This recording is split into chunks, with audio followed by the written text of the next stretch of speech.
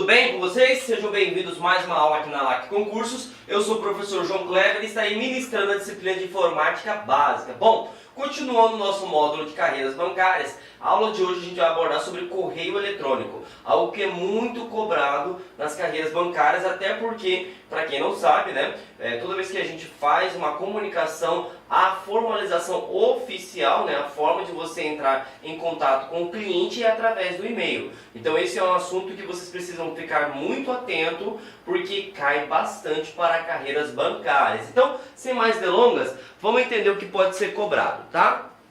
Bom, o que é o correio eletrônico? O correio eletrônico nada mais é, turma, do que o envio e o recebimento de mensagens eletrônicas. É para que você compreenda de forma mais adequada, né, que você consiga fazer um paralelo, é como se fosse o correio, só que digital. Então você encaminha e você recebe mensagens eletrônicas. Até então sabemos a definição. Só que as bancas, principalmente a Sesgran Rio, que vai ser a banca responsável por fazer o concurso do Banco do Brasil e também da Caixa Econômica Federal, ele cobra muito a questão das características. Então, a primeira característica que você precisa saber: um correio eletrônico, tá? Um serviço, um provedor de e-mail, ele não é em tempo real. Então, o que você precisa ficar atento? Quando o professor João Kleber ele encaminha um e-mail para você, às vezes ele chega rápido e você imagina, supõe que ele é em tempo real, né? Enviou, recebeu. E você precisa ficar atento de uma coisa muito importante. Por quê? Eu tenho a figura do remetente, aquele que envia o e-mail para você, e eu tenho também a figura do destinatário, aquele que recebe o e-mail. E o que acontece? Se eu, professor João Kleber, encaminhei o e-mail para você, eu tenho que estar com conexão com a internet. Claro, lógico, né? Mas se o destinatário, por exemplo, ele não estiver com a internet, esse e-mail fica parado como se fosse num local temporário no servidor de e-mail. Um exemplo, imagine que eu estou encaminhando um e-mail para uma pessoa que possui o Gmail, então fica lá no serviço do Google. Eu estou encaminhando uma pessoa que tem um e-mail Hotmail, fica na Microsoft. Então perceba, encaminhei o e-mail, só que o destinatário, você está sem internet, você não vai receber o e-mail, ele fica parado. Assim que você restaurar a conexão com a internet, ele vai encaminhar para a sua caixa de entrada. Então fiquem atentos. O e-mail não é em tempo real. Eu preciso que tanto o remetente que enviou o e-mail quanto o destinatário tenha acesso à internet. Beleza? Então fiquem atentos com isso. Essa é a primeira característica que você precisa saber. Agora, falando mais de forma técnica, nós temos alguns conceitos que são bem abordados na questão de correio eletrônico. Primeira coisa, multiplataforma. Se você pegar a tradução literal de multi, o que significa multi, turma? Multi são muitas, plataformas são maneiras. Então, hoje, um e-mail, existem várias formas de você acessar. E como seriam essas várias formas de acessar? Independente se você esteja utilizando smartphone, tablet, desktop, ou um notebook, ou até uma Smart TV, você consegue ter acesso. E isso seria o que? Multiplataforma física, independente do equipamento. Outra coisa que é importante também, tá? Quando você utiliza um serviço de e-mail, vamos pegar, por exemplo, o Google, que é um dos mais conhecidos e um dos mais utilizados.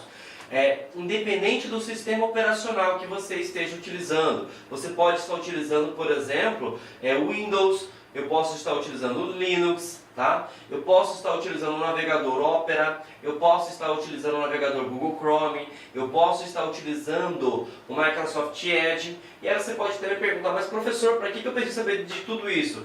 É para você associar a ideia que, independente do equipamento, da parte física, independente da parte software, da parte lógica ou dos sistemas que você esteja utilizando, um e-mail você vai conseguir ter acesso, lógico, desde que você tenha uma conexão com a internet. Então, por isso que nós citamos, né, nós inferimos que um correio eletrônico, tá, ele é um sistema, logicamente, multiplataforma. Perfeito? Então, primeira característica aí cobrada para o concurso, a gente acabou de resolver.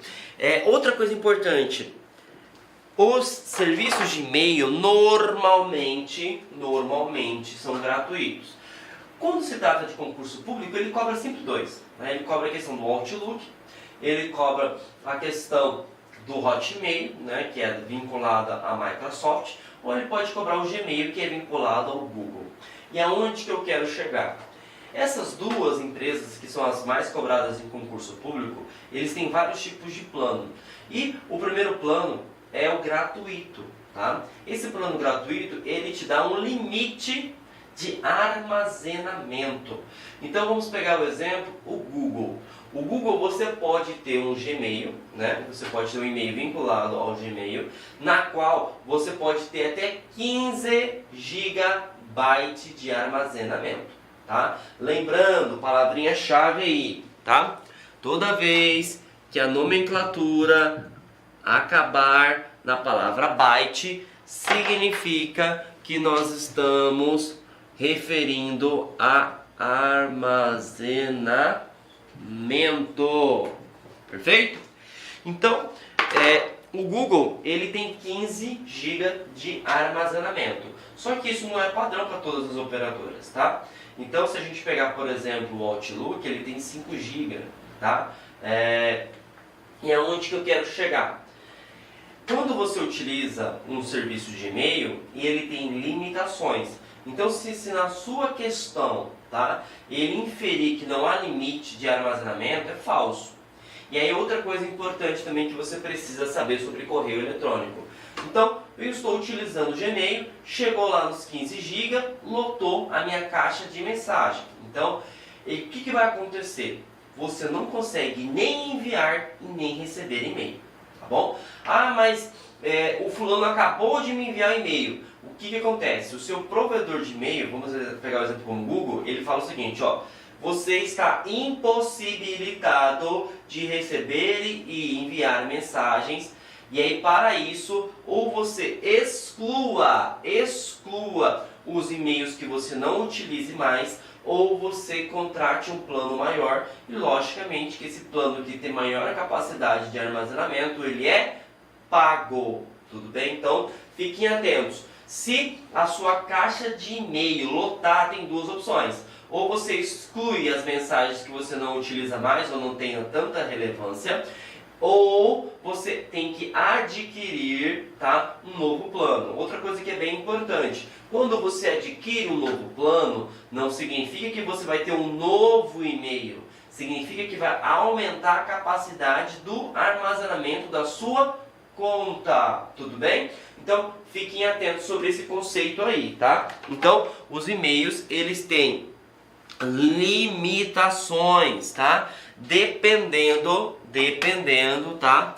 Do serviço de e-mail que você esteja trabalhando.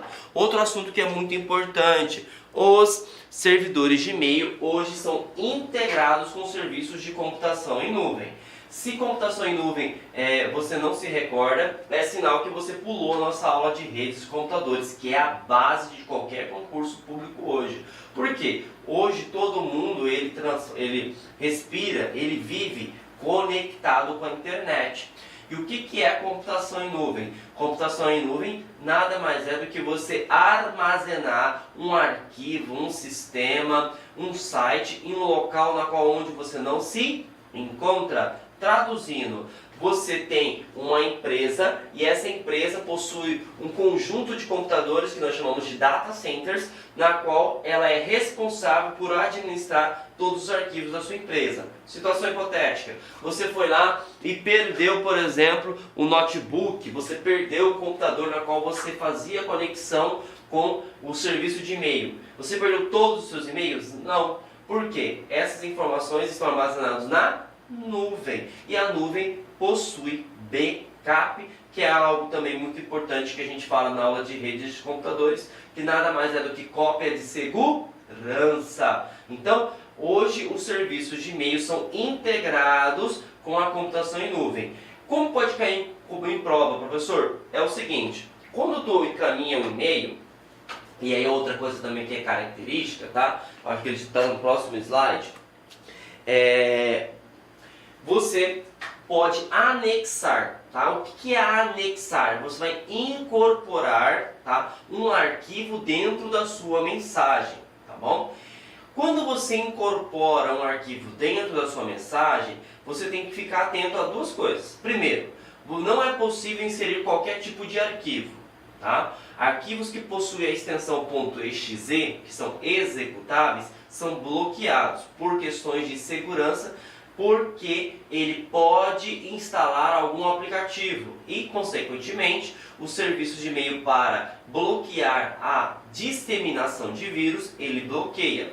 Então, primeira coisa, quando você incorpora um arquivo a uma mensagem de e-mail, não é possível inserir qualquer tipo de arquivo. Perfeito? Segundo, vamos imaginar que esse arquivo seja um arquivo benéfico. Um exemplo, um relatório em PDF. Quando você faz o upload, né, lembrando que o upload, aula de redes novamente, né, você pega um arquivo que está dentro do seu computador e sobe para a internet, esse arquivo ele precisa obedecer às regras do serviço de e-mail.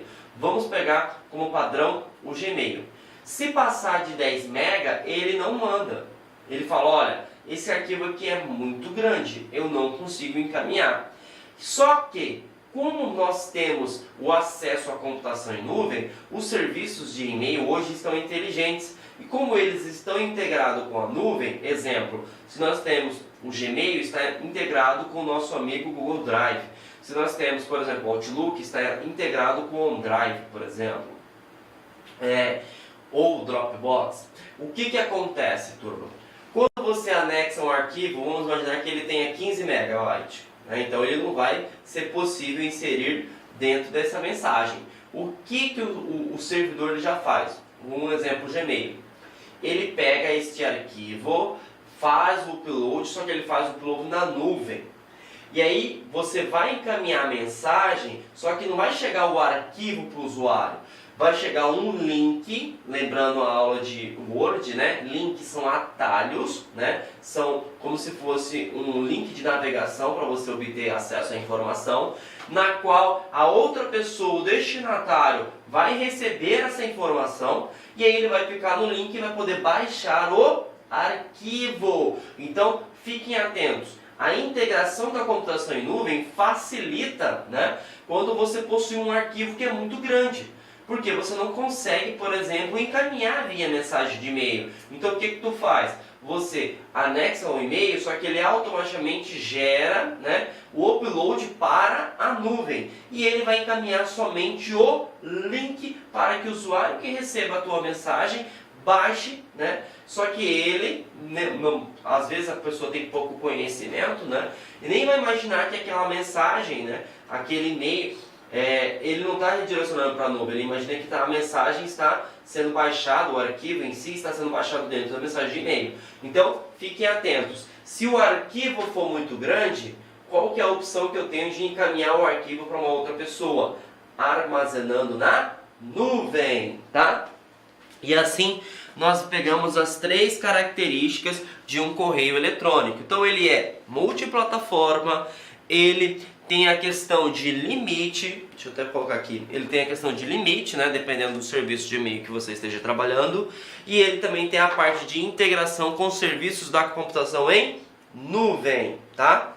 Falei para vocês sobre que ele não é tempo real, então eu preciso que o remetente e o destinatário tenham conexão com a internet, lembrando que dependendo da conexão da internet pode ser mais rápido, também como pode ser mais demorado, beleza?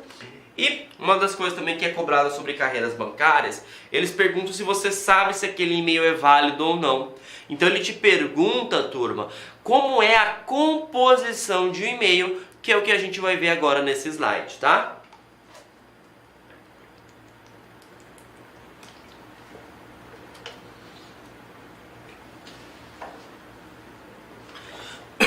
Desculpa, gente.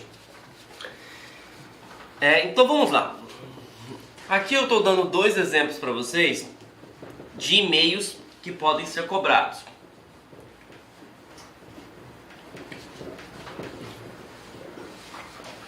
Então o primeiro exercício aqui, nós temos o serviço, né, do Gmail, então é joão@gmail.com. O que eu preciso saber, professor? O e-mail, ele tem três partes principais. Primeira parte, segunda parte, terceira parte. Alguns e-mails podem ter quatro partes, mas a gente vai aprender no exercício 2, tá? O que é a primeira parte? É a caixa postal, tá? O que é uma caixa postal? É como se fosse o CEP da sua casa. É uma identificação lá, ó. O CEP 78 Parará Piriri é referente à casa do professor João Kleber. Perfeito? Professor, ficou muito técnico. Então esse aqui, ó, é o nome do seu e-mail. Pronto, é o nome do seu e-mail. Tá? Então, neste caso, o nome do meu e-mail é João. Perfeito?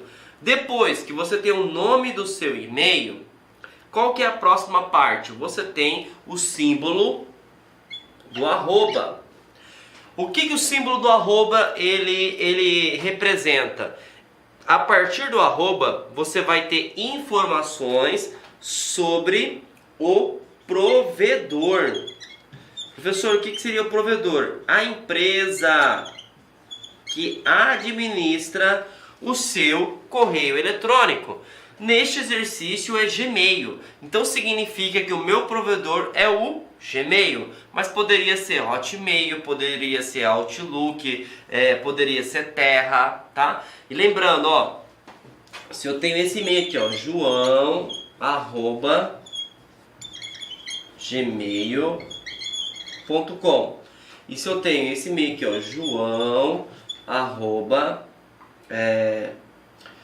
hotmail.com.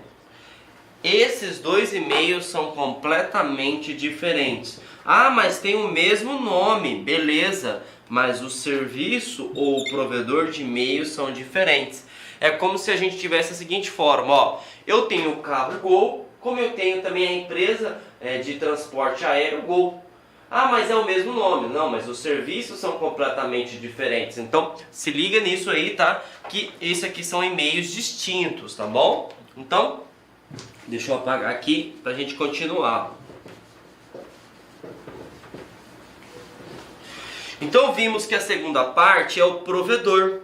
Esse provedor é a empresa, tá? Que fornece para você o tipo de e-mail. A terceira parte, tá? Seguida do ponto, ela é representada pelo tipo de empresa. Então aqui, tipo de domínio. Ou tipo do provedor. Aqui, domínio. Ou provedor. Então o que seria isso? Inclusive eu vou até apresentar o slide para vocês, tá? Que a gente tem vários tipos aqui, ó. É o próximo. Nós temos .com, comercial, .edu, educacional, .gov, governamental, militar, org, organizacional, tá bom? Então, a gente precisa saber sobre isso. E nesse aqui, acabou a nossa nomenclatura, tá? Então, eu tenho aqui joão@gmail.com. Então, aqui acabou a nossa nomenclatura. E aí, no início, que eu falei sobre a questão de composição, eu tenho o exercício 1 que eu tenho 3 partes e eu tenho o exercício 2 que tem 3 partes. Desculpa, 4 partes. Então eu tenho 1, 2, 3, 4. Qual é a diferença? Toda vez que você bater um olho no e-mail e ver essa composição de 3 partes, significa que nós estamos trabalhando com um e-mail que ele é internacional. Assassinei o português aqui, né? Sidney e Bodão vão ficar com raiva de mim. Internacional. Beleza? Normalmente o e-mail que é do tipo internacional, ele é mais caro, tá? E quando você tem 4 partes, significa que ele possui uma nacionalidade. Então, pegando o mesmo exercício, aqui eu tenho a caixa postal, aqui eu tenho o provedor, tá? Aqui eu tenho o tipo de provedor e 4 eu tenho a nacionalidade, tá? Então neste caso aqui, ó, a minha nacionalidade é brasileira. Se eu fosse ler a composição desse e-mail, seria da seguinte forma: como é que é o nome da caixa postal? João. Quem é o provedor de e-mail? Gmail. Qual é o tipo de provedor? Comercial. Ele possui uma nacionalidade? Possui. Qual é? Brasileira. Se tivesse PT, Portugal e assim por diante. Tá? Então, esta é a composição. E aí você precisa saber, tá, turma? Que, tá? Nós temos e-mails que pode ser internacional, como também a gente pode ter e-mail que seja nacional, tá? Então, falei também sobre a questão de tipo de domínios, agora chegou também a falar sobre as características de protocolos. E aí percebam, tá? Que uma matéria, ela é base para outra. Protocolos a gente viu lá na aula de redes de computadores, né? O que é protocolos?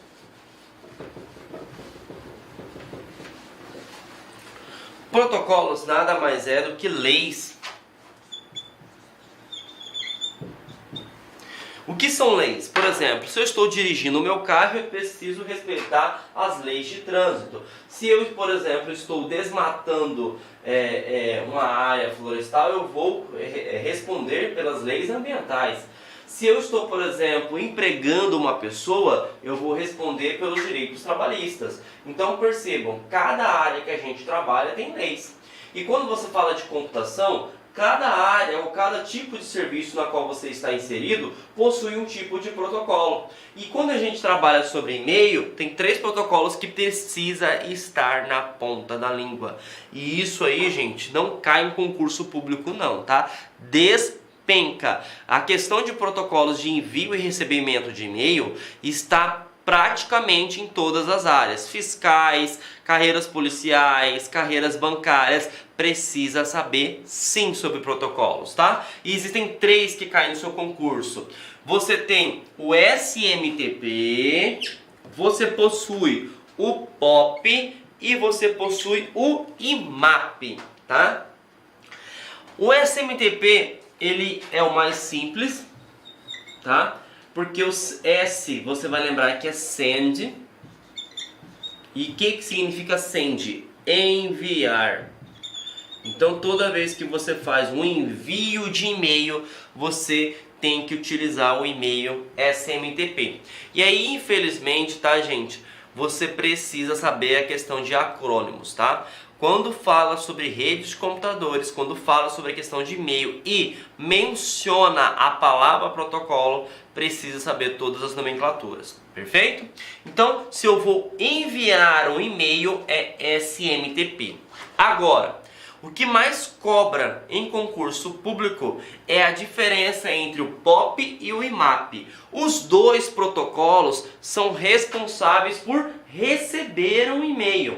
E aí, normalmente a gente é muito mais visual, né, do que textual. Por isso eu coloquei essas 2 imagens para facilitar o entendimento de vocês, tá? Então, deixa eu apagar aqui.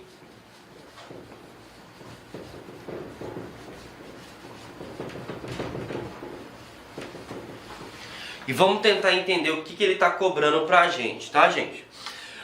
POP e IMAP, os 2 são responsáveis por recebimento.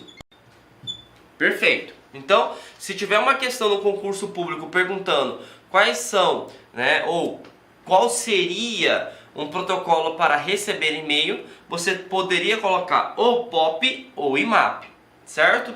Beleza. Agora, o que eu preciso saber?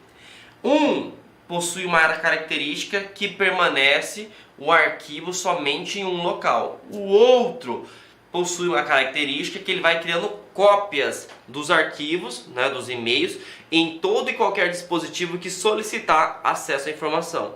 Então, para facilitar o entendimento, nós vamos apelidar o POP do atalho Ctrl X e nós vamos apelidar o nosso amigo IMAP do Ctrl C. Então, vamos relembrar a aula de Word? Qual é a finalidade do Ctrl X? Aí você pode pensar assim, nossa professor, isso é fácil, é recortar. Mas eu estou te perguntando o conceito que está por trás de recortar, você sabe? Porque é muito fácil falar recortar, mas tem que saber a ideia que está por trás. Recortar, o que ele faz? Ele move, ele transfere. Você retira do local de origem e passa para o local de destino. Então a palavra-chave é mover, tá? Então você vai pegar aqui, o POP, ele faz uma movimentação, perfeito? E o Ctrl C é referente ao IMAP. O que o IMAP faz?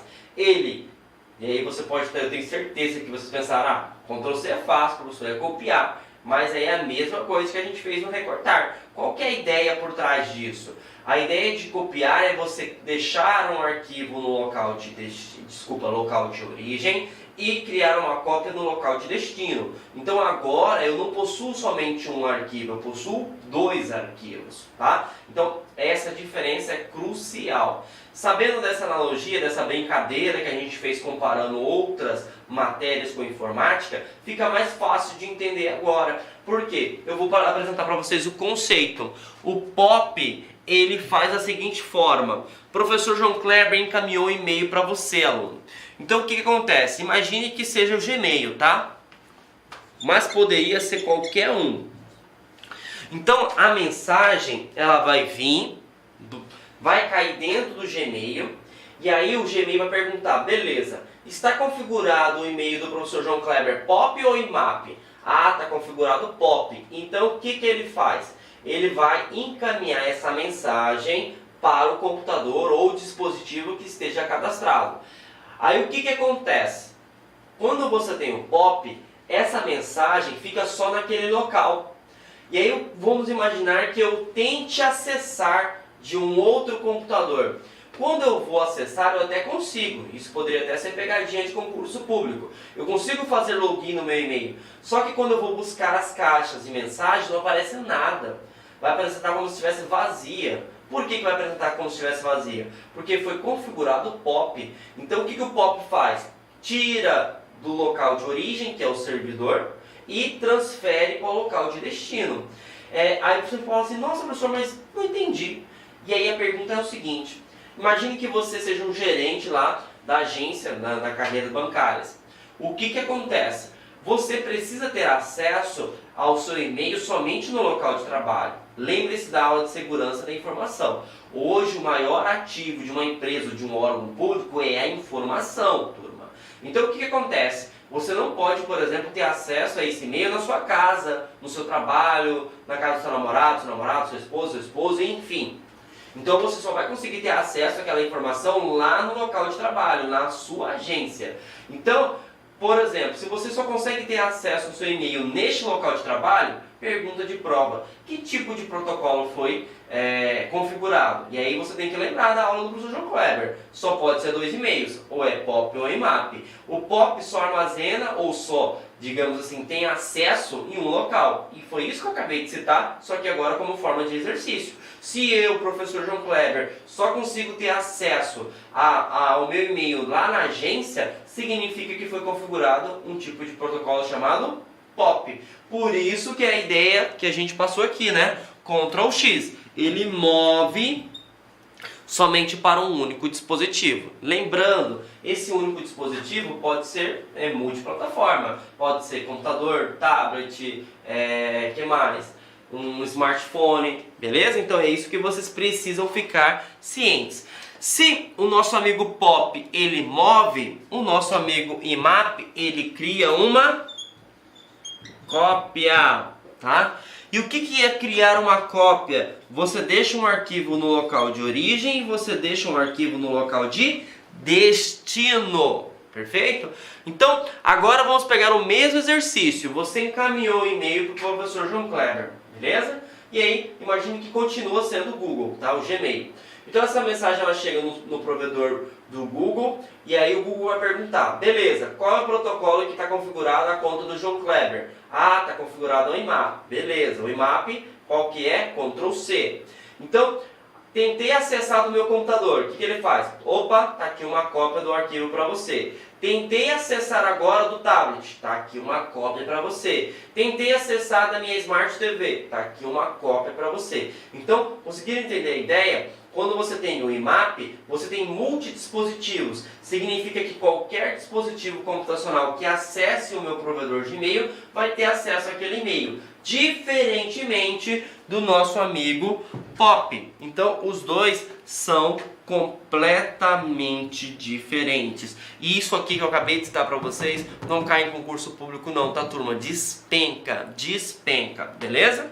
Então, vamos entender agora como que se dá o funcionamento, como é que se dá a palavra-chave. Então, vou até colocar aqui, ó, o acesso ao seu e-mail.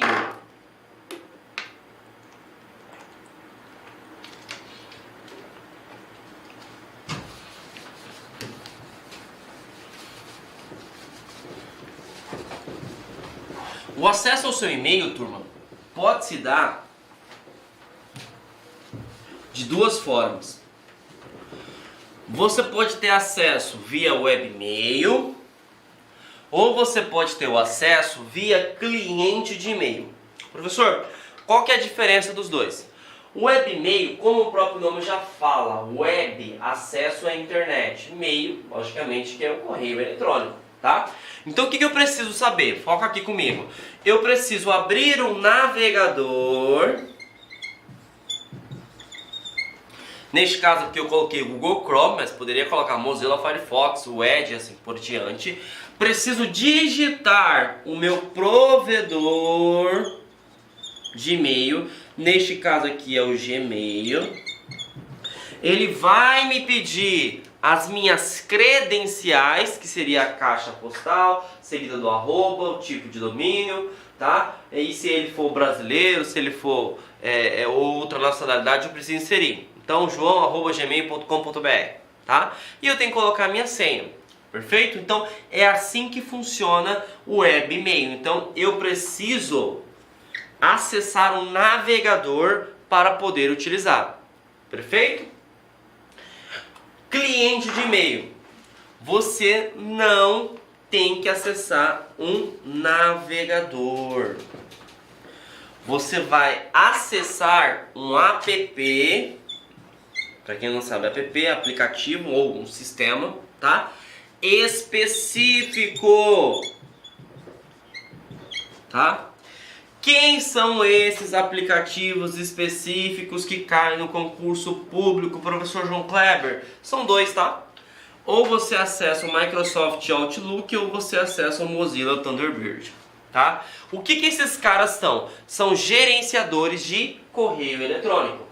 É como se você tivesse, para quem nunca ouviu falar dessas duas nomenclaturas, você tivesse aquele aplicativo do Gmail no seu celular. Por exemplo, você assassinei o português agora, desculpa. Você clica no ícone do Gmail, que é como se fosse um e-mail vermelhinho, e ele já abre para você todas as suas caixas de mensagens.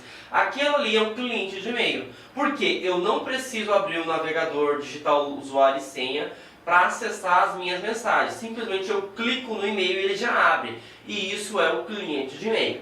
Beleza? Então, eu tenho duas formas de acessar um e-mail. Via webmail, via cliente de e-mail. Entendemos as partes básicas. Agora chegou o momento da gente entender as diferenças que existem entre um e o outro, tá?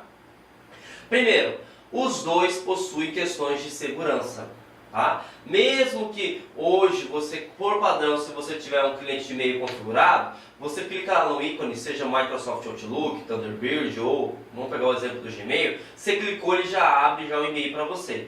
E aí, às vezes, o seu computador, não é somente você que está acessando, existem várias pessoas que podem acessar esse computador. Mas você pode configurar senha também, tá? Assim como um navegador, né? Um webmail. Tá? Então, a questão de segurança são idênticas. Agora, a grande sacada é a questão quando você não possui conexão com a internet. E aonde que eu quero chegar? Porque você pode até perguntar, poxa, professor, como que o e-mail vai funcionar sem acesso à internet? Se liga nessa dica aí. Quando você tem o nosso amigo navegador, então significa que você está utilizando um webmail, eu preciso abrir o navegador, nesse caso aqui é o Google Chrome, e aí para tentar obter acesso aos meus e-mails, correto? Beleza. Imagine que você não tem conexão com a internet. Quando você abrir o navegador, vai apresentar um erro da página 404. A página não pode ser exibida porque não tem conexão com a internet. Tá? Então o que acontece? Eu nem consigo abrir o navegador. Agora, se eu possuo um cliente de e-mail, a coisa muda de figura. Porque quando você tem um cliente de e-mail, os e-mails eles são criados uma cópia dentro daquele dispositivo. Então é local. Diferentemente do webmail, que o webmail você vai acessar o servidor do seu provedor. E aonde que eu quero chegar, turma? Se você tem um cliente de e-mail, criou-se uma cópia. Então, você consegue acessar o aplicativo e aí, pasmem, você tem acesso aos e-mails. Só que os e-mails antigos. Como assim antigos? Até o momento da queda de conexão. Tá? Opa. Conexão. Então na prática funciona da seguinte forma. Eu preciso criar um relatório, tá? E eu recebi as informações ou os dados, por exemplo, do meu gerente na data de ontem. E agora caiu na internet. Se eu estiver utilizando o webmail, lascou, tá? Por quê? Eu não consigo nem conectar no Gmail para obter acesso aos meus dados. Agora, se o meu e-mail estiver configurado no cliente de e-mail, simplesmente eu clico no Outlook ou no Thunderbird, por exemplo, e aí eu vou obter acesso aos meus e-mails. Só que eu tenho acesso a todos os dados, por exemplo, todos os e-mails enviados e recebidos. Vamos pegar como exemplo se caiu a queda de conexão ao meio-dia, tá? Ao meio-dia do dia 5 de setembro. Então até o dia 5 de setembro, ao meio-dia, eu tenho acesso a todos os e-mails. Após esse período eu não tenho acesso a nada. Mas, como eu disse, eu tive acesso ao e-mail com as informações no dia 4. Então é possível que eu consiga ter acesso, né, normalmente esse e-mail. Então isso facilita. E isso pode ser cobrado numa questão de concurso público. Então, quando você trabalha com um cliente de e-mail, você pode ter acesso de forma mais vantajosa que se comparado ao nosso amigo web de e-mail. Por quê? O webmail só vai funcionar se tiver acesso à internet. O nosso amigo cliente de e-mail, ele funciona sem ter a conexão com acesso à internet, porque ele está localmente. Outra coisa também que pode cair na sua questão de concurso público. Hoje a gente vive muito atarefado, né? E é possível, por exemplo, você encaminhar um e-mail mesmo você não tem conexão com a internet. Como que funciona isso na prática? Simples. Você está com um cliente de e-mail, um aplicativo do Outlook, então abre o Outlook, mas aí está sem conexão com a internet. Só que você sabe que aquele e-mail é muito importante. Você não tem só aquele e-mail para fazer, você tem várias atividades para serem realizadas. Só que você sabe que você é um pouquinho esquecido. Então, o que você faz? Monta o e-mail, encaminha um relatório, faz o upload normalmente e encaminha. Olá, meus amigos, minhas amigas, eu sou o professor Lac e eu estou aqui para fazer um convite muito especial. Primeiro, você assistir o restante dessa videoaula no nosso site da Lac Cursos. Aqui no YouTube são aulas demonstrativas para você ter aí o conhecimento, né, para você ter aí uma projeção das nossas aulas em relação aí ao concurso da GCM, Guarda Civil Municipal de Caldas Novas. Nós temos um curso, cara, fantástico, focado nesse edital, um curso que eu tenho certeza que vai te ajudar. Só você clicar aqui embaixo, o menor custo-benefício do mercado, apenas R$ 199,90, investimento único, a melhor proposta pedagógica para você estudar de verdade com quem conhece, com quem aprova, quem vive o dia de concursantes, concurseiros no Brasil do dia a dia. Tá? Pode confiar aqui na Lac Concursos que você terá um excelente resultado. Bacana, meus amigos? Espero vocês. Valeu, tchau!